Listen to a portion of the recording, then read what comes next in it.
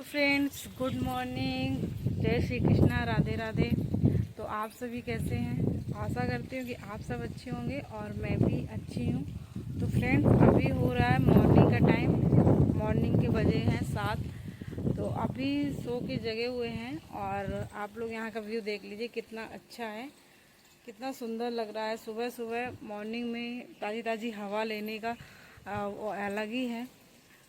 अब क्या है कि सुबह सुबह अगर जग के कुछ काम वाम करने लगो तो फिर नहीं इतना मन लगता है। आके ठंडी हवा में छत में बैठ जाते हैं तो थोड़ा सा अच्छा भी लगता है और पॉजिटिव एनर्जी भी आती है, ठंडी ठंडी हवा मिलती है। और तो यहाँ पे थोड़ी देर बैठने के बाद देखो हल्की हल्की धूप भी निकलने लगी है। सूर्य भगवान ज़्यादा जल्दी आ रहे हैं आजकल। अभी तक तो यहाँ बिल्कुल नहीं आ रहे थे, लेकिन आजकल बहुत जल्दी आ रहे हैं। जो आप लोगों को ये सारे इधर क्वार्टर्स दिख रहे हैं, तो आप लोग सोच रहे होंगे, जो मेरी नई ऑडियंस है और पुरानी ऑडियंस को तो पता है, और जो मेरे नए लोग जुड़ेंगे या देखेंगे उनको नहीं पता, तो मैं बता देती हूँ कि मैं कुछ नहीं करती हूँ और मेरे हस्बैंड गवर्नमेंट जॉब में हैं, एयरफोर्स में हैं। तो हम लोग कैंट के अंदर रहते हैं। अब आप लोगों को ये दिखाएंगे कि कैंट के अंदर की ज़िंदगी कैसी होती है, कितने कितने बाउंडेशन में, मतलब वैसे तो सब ठीक है, लेकिन कुछ चीज़ें यहाँ बाउंडेशन वाली रहती हैं, मतलब कुछ लिमिटेड चीज़ें हैं। जैसे कि यहाँ पानी टाइम से आएगा, पानी तो चलो सब जगह टाइम से, कूड़ा वाला टाइम से आएगा और दूध वाला टाइम से आएगा। सारी चीज़ें ना यहाँ पे टाइम से करनी पड़ती हैं। और वैसे बाहर की कंपैरिजन में यहाँ कैंट में मतलब शुद्ध वातावरण रहता है, शुद्ध हवा मिलेगी, सब कुछ तुम्हें अच्छा मिलेगा। बाकी तो सब ठीक है, बस कुछ चीज़ें हमें यहाँ की नहीं, वो आप लोगों को आगे सब लाइफ में दिखता रहेगा कि यहाँ के क्वार्टर्स की लाइफ कैसी होती है और एयरफोर्स वाले लोगों की लाइफ क्या होती है। बहुत सी चीज़ें दिखाऊंगी, लेकिन कुछ चीज़ें दिखाना अलाउ नहीं है यहाँ पे। जैसे कि अब हर जगह दिखाऊंगी कि यहाँ ये होता है, वहाँ पे होता है, ये बहुत सी चीज़ें अलाउ नहीं होती है दिखानी, तो वो नहीं दिखा पाऊँगी। बाकी आपको सारी चीज़ें दिखाऊंगी। इसके साथ साथ मैं अपनी कंपटीशन की तैयारी भी कर रही हूँ और सुपर टेट की जर्नी भी आप लोगों के साथ शेयर करूँगी। तो वीडियो में ऐसे ही बने रहें, मुझे मोटिवेट करते रहें। बेटा है, 8 महीने का बेटा है, मैं उसके साथ कैसी अपनी लाइफ निकाल रही हूँ। उसके साथ पढ़ाई करना कितना मुश्किल हो जाता है, सारे घर के काम संभालना बहुत ही मुश्किल हो जाता है। आप लोग सब जुड़ आप सभी लोगों को पता ही होगा कि हमारे दिनचर्या में एक्सरसाइज करना कितना ज़रूरी है। इससे हम एक्टिव बने रहते हैं और हमारा शरीर भी अच्छा वर्क करता है। डिलीवरी के बाद मेरा वेट इतना ज़्यादा हो गया है कि उसको कम करने की बहुत कोशिश कर रही हूँ, लेकिन वो इतनी जल्दी कम कहाँ होने वाला। अपनी मेहनत तो पूरी जारी है। और यहाँ पर बाबू सो के जग गया था और वो सभी से हेलो कर रहा था। उसको एक दो चीज़ें सिखा दी हैं, जैसे कि नमस्ते करना, और उस पर सिर्फ उसके मूड पर है कि जब उसका मूड होगा तभी वो सारी चीज़ें करता है। अपने मन से कुछ भी करवाओ नहीं करेगा। और बड़े ध्यान से देख रहा था कि ये मम्मा कर क्या रही है, बिकॉज मैं बहुत दिन बाद लाइव आई हूँ, तो इस वजह से अभी वो खुद सरप्राइज्ड है कि ये हो क्या रहा है। एक औरत के जीवन में ना इतनी समस्याएं आती हैं, इसीलिए बोलते, मतलब कहावत वो गलत नहीं है कि एक माँ योद्धा होती है। तो ये कहना बिल्कुल गलत नहीं होगा, क्योंकि मैंने ये अपने एक्सपीरियंस से सीखा है कि मैं पहले छोटी छोटी चीज़ों को लेकर घबरा जाती थी, और अब मैं एक बेटे को लेकर इतनी बड़ी जिम्मेदारी है, उसको सब संभाल रही हूँ, घर के काम भी संभालती हूँ, बाबू को भी संभालती हूँ। और देखिए, वैसे काम करने में इतना परेशान करता है, तो उसको साथ में बैठाकर उसे यहीं पे बैठा लिया, साथ में उसका माइंड डाइवर्ट करते जा रहे हैं और अपना काम भी करते जाते हैं। मतलब एक माँ होती है ना, तो वो घर के काम के साथ साथ कितनी जिम्मेदारियाँ उसको निभानी पड़ती हैं।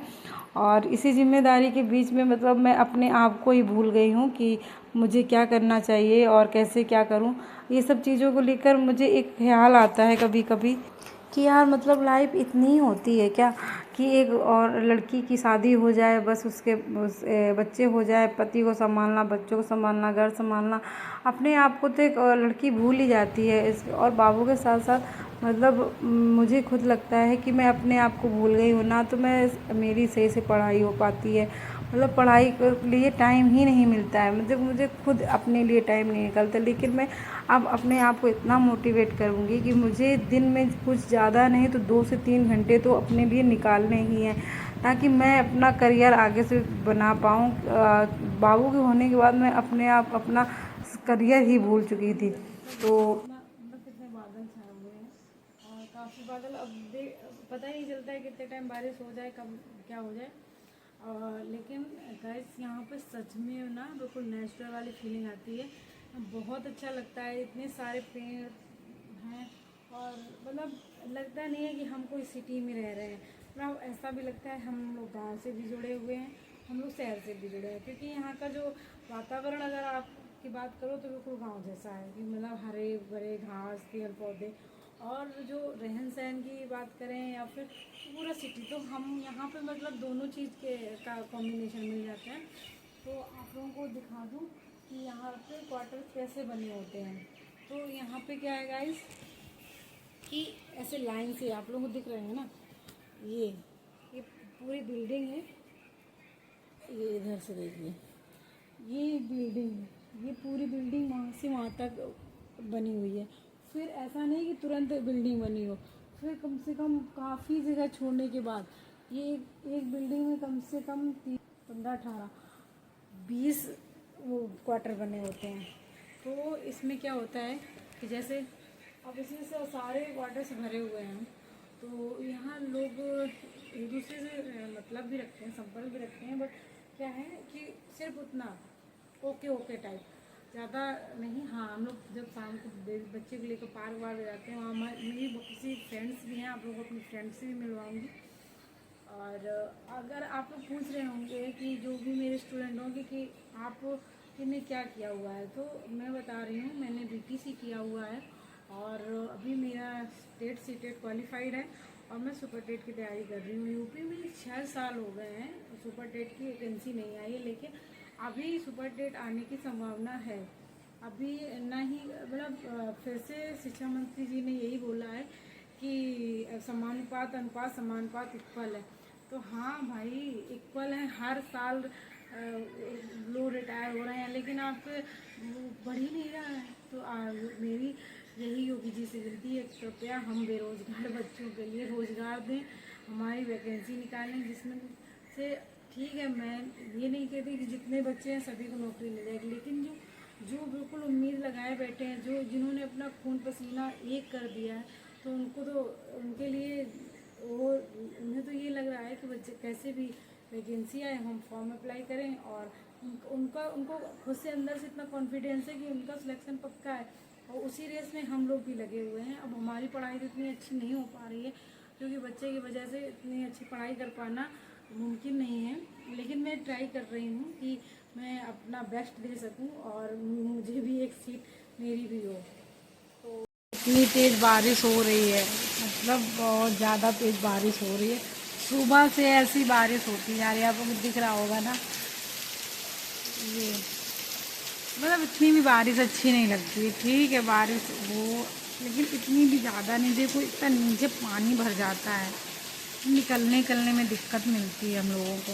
बारिश की वजह से ना तो कहीं बाहर जा पाए हैं, ना घर में कुछ हो पा रहा है, सभी सो रहे हैं। सिर्फ हमें अभी तक थोड़ा अपनी बुक्स देख रही थी, कौन कौन सी बुक्स यहाँ पे रखी हैं, क्योंकि मैं सारी बुक जितनी भी मेरी बुक्स थी वो मैं ससुराल लेकर चली गई थी, और आते वक्त वहाँ से लाई नहीं हूँ, क्योंकि मैं 1 महीने के लिए आई थी।